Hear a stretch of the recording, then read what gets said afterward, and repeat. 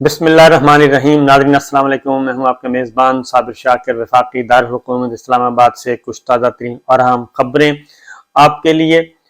دو تین خبریں آپ سے شیئر کروں گا۔ ایک تو نئی فوجی قیادت کے ساتھ پاکستان تحریک انصاف کے تعلقات اور ورکنگ ریلیشن شپ کیسی ہوگی،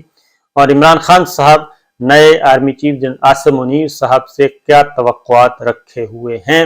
اور کیا پیغام رسانی ہوئی، یہ میں آپ سے کچھ ایک دو چیزیں شیئر کرنے کی کوشش کروں گا۔ دوسرا، ایک اور باتیں بھی کچھ آئی ہیں، کیونکہ میں نے آپ کو بتایا کہ اس وقت جو حکمراں اتحاد ہے، اور خاص طور پہ مسلم لیگ نواز، حکمراں اتحاد اور خاص طور پہ مسلم لیگ نواز، وہ اس کوشش میں ہے کہ اس کے جو چھاپ لگی ہوئی ہے کہ جناب وہ ایک امپورٹڈ سرکار ہے، مراسلہ سرکار ہے، اور وہ سائفر کے نتیجے میں، مراسلہ کے نتیجے میں، ایک سازش کے نتیجے میں، بیرونی مداخلت کے نتیجے میں ان کو مسلط کیا گیا ہے، اور اس میں یہ سازش کے تانے بانے، غیر ملکی مداخلت، قومی سلامتی کمیٹی کے 2 اجلاس، یہ ساری کی ساری باتیں موجود ہیں، اور اس لیے انہیں تمام تر کوششوں کے، تمام تر طاقت رکھنے کے باوجود، تمام تر اختیار رکھنے کے باوجود، انہیں اسد مجید صاحب کو، جو پاکستان میں امریکہ کے سفیر تھے اور جنہوں نے سائفر جیسا شاہکار مراسل ارسال کیا تھا، سائفر ارسال کیا تھا، شاہکار سائفر کہنا چاہیے، بلکہ وہ ارسال کیا تھا، اور اس کے بعد ایک آگ لگ گئی پورے ملک میں، ایک نیریٹو کھل کر سامنے آ گیا، اور بہت ساری باتیں آ چکی ہیں۔ پھر وزیر اعظم ہاؤس کا، وزیر اعظم آفس کا، کیسے ان کی بگنگ کی گئی، فون ریکارڈ کیے گئے اعظم خان صاحب کے، عمران خان صاحب کے، سب کے، آخر یہ ہو کیا رہا ہے، سائفر کے بارے میں کیا سوچا جا رہا ہے، مستقبل کا کیا کرنے جا رہے ہیں،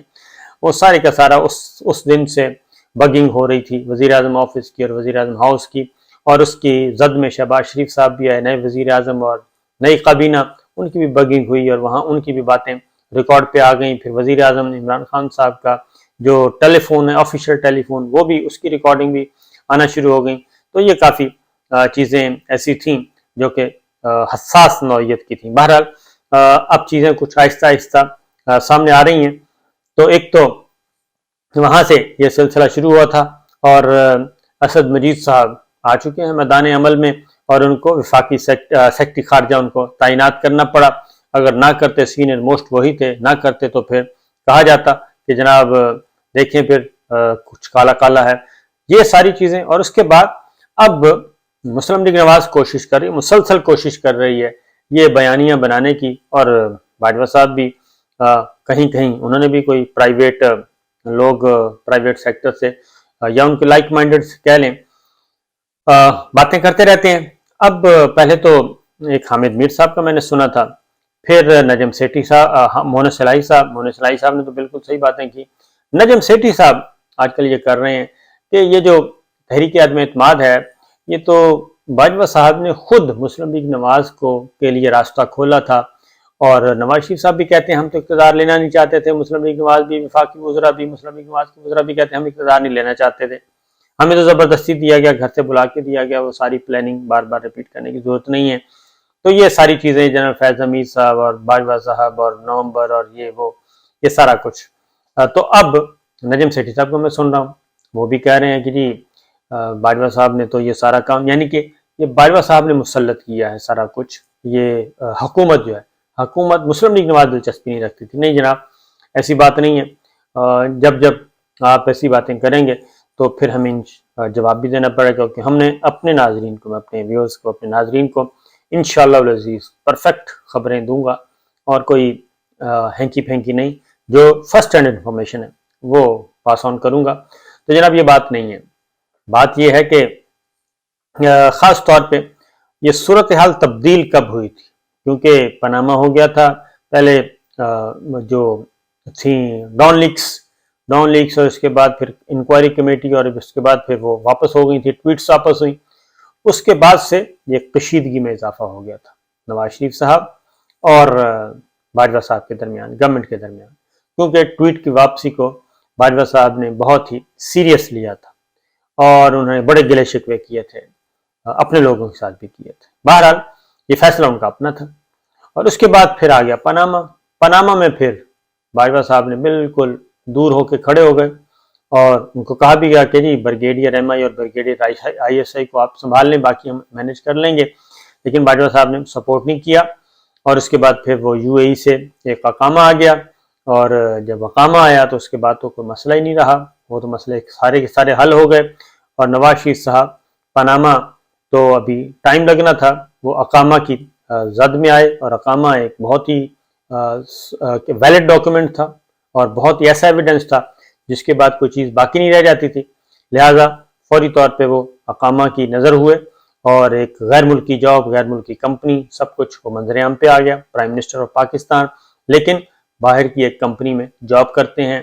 اور ایک اقامہ ہولڈر ہیں۔ یہ تھا سلسلہ۔ بہرحال اس کے بعد جب معاملہ ہوتا ہے پھر آ جاتی ہیں ارشد ملک مرحوم جج صاحب کی آڈیوز ویڈیوز، پھر کچھ اور آڈیوز ویڈیوز مریم بی بی کے ہاتھ لگ جاتی ہیں، اور جب وہ لگتی ہیں جس کا کیپٹن صفدر صاحب بھی ذکر کرتے ہیں، پھر انہوں نے پریس کانفرنس کی، شہباز شریف صاحب کو ساتھ بٹھا کے ایک دھڑلے دار پریس کانفرنس کی۔ اس کے بعد چیزیں سرکنا شروع ہو گئیں، چیزیں ہاتھ سے نکلنا شروع ہو گئیں۔ پھر آ گیا معاملہ ایکسٹینشن کا، جب عمران خان صاحب نے ایکسٹینشن دیا اور سپریم کورٹ آف پاکستان نے حکم دیا چیف جسٹس پاکستان جج آصف سعید کھوسہ صاحب نے کہ جناب یہ 6 ماہ کے اندر اندر اس قانون کو بنائیں، تو 6 ماہ کے اندر اندر قانون کو جب بنایا گیا تو اس کے بعد بیک ڈور چینل پہ کچھ ایسی ایکٹیویٹیز ہوئیں کہ اس کے نتیجے میں غیر مشروط طور پہ آرمی ایکٹ میں ترمیم کی، جو ترمیم کا قانون تھا، اس کی غیر مشروط حمایت کر دی مسلم لیگ نواز نے۔ لندن سے فون آیا اور سب مسلم لیگ نواز نے پورے کے پورے اس کی حمایت کی۔ رضا ربانی صاحب پیپلز پارٹی نے تو خیر کرنی تھی، تو بہرحال یہ چیز ہو گئی۔ پھر جب یہ آڈیوز ویڈیوز کا معاملہ آیا، جسٹس ارشد ملک مرحوم کا معاملہ آیا، پھر یہ ساری چیزیں جب ہوئیں، پھر کوٹ لکھپت جیل میں ملاقات ہوتی ہے نواز شریف صاحب سے، کالی شیشوں والی گاڑیاں جاتی ہیں، ملاقات ہوتی ہے۔ ہم نے دا رپورٹرز پروگرام میں اس کا ذکر کر دیا کہ جناب یہ سلسلہ ہو چکا ہے، اور کچھ دنوں کے بعد نواز شریف صاحب جو ہیں وہ اڑ جائیں گے پھر سے۔ اور ٹھیک 3 مہینے کے بعد نواز شریف صاحب، اس دوران ایسی ڈیولپمنٹ ہوئی، تیزی سے پلیٹ سلٹ گر گئے، ان کو واپس نکالا گیا کوٹ لکھپت سے، نیب سے، ہاسپٹل سے شریف میڈیکل کمپلیکس، سے جاتی عمرہ سے قطری وہ آیا جی، قطری فیملی، شاہی فیملی کا ایک قطری جہاز آیا، اس میں وہ بیٹھ کے چلے گئے، اور اب تک وہ لندن میں ہیں۔ یہ درمیان میں پھر کچھ کمنٹمنٹس تھیں۔ آرمی ایکٹ میں جب تبدیلی ہوئی تو اس میں طے ہوا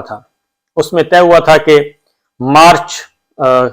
سے پہلے جو مولانا فضل الرحمان صاحب کو امانت دی گئی تھی کہ مارچ سے پہلے ہم عمران خان صاحب کو گھر بھیج دیں گے اور تحریک عدم اعتماد آئے گی اور آپ لوگ کامیاب ہو جائیں گے۔ یہ مارچ 2021 کی بات ہو رہی ہے۔ مارچ 2021 میں 20 میں انہوں نے گارنٹی دی گئی تھی، 20 میں اس میں گارنٹی دی گئی تھی۔ اس کے بعد سال گزر گیا اور آرمی ایکٹ بھی تبدیل ہو گیا، سب کچھ ہو گیا، اور لیکن امانت نہیں مل رہی تھی مولانا فضل الرحمان صاحب کو۔ اس کے بعد پھر نواز شریف صاحب آتے ہیں اور ایک پریس کانفرنس کرتی ہیں مریم بی بی، شہباز شریف صاحب کے ساتھ بیٹھ کے آڈیوز ویڈیوز کا ذکر کرتی ہیں، اور اس کے بعد پھر نواز شریف صاحب لندن میں بیٹھ کے تقریر کرتے ہیں، اور تقریر میں وہ جو گجرانوالہ میں کی گئی، اور اس کے بعد کوئٹہ، اور اس کے بعد کراچی، اور پھر پشاور، تقریروں کا سلسلہ اور دھمکیاں براہ راست دے دی گئی۔ یہ سب کچھ ہوا۔ اس کے بعد پھر ڈی جی سی کو تبدیل کروایا گیا۔ یہ معاملات چلتے رہے۔ پھر اسی دوران ملاقاتوں کا دوبارہ سلسلہ شروع ہو گیا۔ پہلے زبیر صاحب آئے، اور زبیر صاحب جب ملاقاتیں کر رہے تھے ڈرائنگ روم میں باجوہ صاحب کے ساتھ، آئی بی نے اطلاع کر دی عمران خان صاحب کو۔ آئی بی نے بتا دیا کہ جنہیں معاملات شروع ہو چکے ہیں، اور یہ بات جب پتہ چلی باجوہ صاحب کو تو انہوں نے فوراً ارشد شریف صاحب کے پروگرام میں DDI بابر افتخار صاحب آئے، انہوں نے فوراً اس خبر کو ڈسکلوز کر دیا کہ ہمارے پاس آئے تھے اور ہم نے کہا کہ جناب ہمارا کوئی تعلق نہیں ہے۔ باجوہ صاحب نے صاف انکار کر دیا ہے کہ لیگل میٹرز عدالتیں دیکھیں گی اور باقی پولیٹیکل پارلیمان دیکھے گی، تو وہ اس طریقے سے اس کو پریمپٹ کیا گیا، لیکن بات نکل چکی تھی۔ اس کے بعد جہاں پھر وہ معاملہ زبیر صاحب والا معاملہ رک گیا، اور پھر اسلام آباد کلب میں زبیر صاحب سے ملاقات ہوئی، پھر دوبارہ سے سلسلہ شروع ہو گیا، پھر شجاعت عظیم صاحب متحرک ہوئے،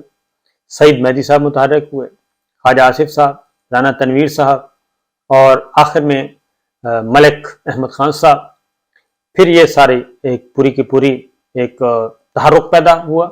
اور دوبارہ سے سلسلہ شروع ہو گیا. ڈرائنگ روم آباد ہو گیا، ڈائریکٹ انڈائریکٹ ملاقاتیں شروع ہو گئیں. سسر صاحب دوبارہ سے ایکٹیو ہو گئے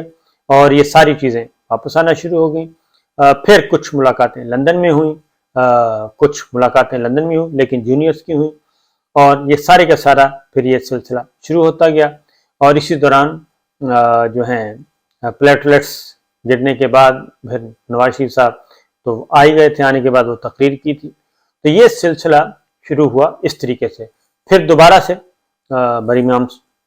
بھی اس میں آتا ہے تذکرہ، تو انہوں نے یہ سارے کا سارا کام کیا. تو اس لیے جناب یہ نجم سیٹھی صاحب ہوں یا کوئی اور دوست ہوں، تو میں ان کو یہی کہوں گا کہ پورا سچ بولنے جی، پوری باتیں بتائیں. پوری کی پوری ایک چین ہے، یہ معمولی بات ہے، پوری کی پوری ایک چین ہے، ساری کی ساری ٹریل ہے جس میں یہ سارے موجود ہیں، سارے حقائق موجود ہیں کہ کس طریقے سے یہ سارا کچھ ہوا تھا. تو بہرحال ہم انشاءاللہ یہ بتاتے رہیں گے، انفارم کرتے رہیں گے. اب ذرا تھوڑا سا ایک اور خبر بھی لے لیں، اور وہ خبر ہے کہ عمران خان صاحب نے، جو ہم آپ کو مسلسل بتا رہے ہیں، عمران خان صاحب نے بتا دیا ہے، انٹرویو دیا انہوں نے، اس انٹرویو عمران ریاض کو وہ انٹرویو دیا، اس میں انہوں نے بہت ساری باتیں بتا دیں، اور انہوں نے بھی یہ ساری باتیں جو میں نے آپ کو بتائی ہیں، انہوں نے یہ ساری باتیں بتا دی ہیں، اور مونے سرائی صاحب نے اس کی تصدیق کر دی. اور باجوہ صاحب جو ہیں وہ چاروں طرف کھیل رہے تھے، اور ہر کسی کو ایک گولی انہوں نے دی ہوئی تھی، اور ایون کاف لیگ کو بھی 2 حصوں میں تقسیم کر دیا، اور ایک حصہ مرکز میں 2 ووٹ ان کو دے دیے، پیپلز پارٹی مسلم لیگ نواز کو،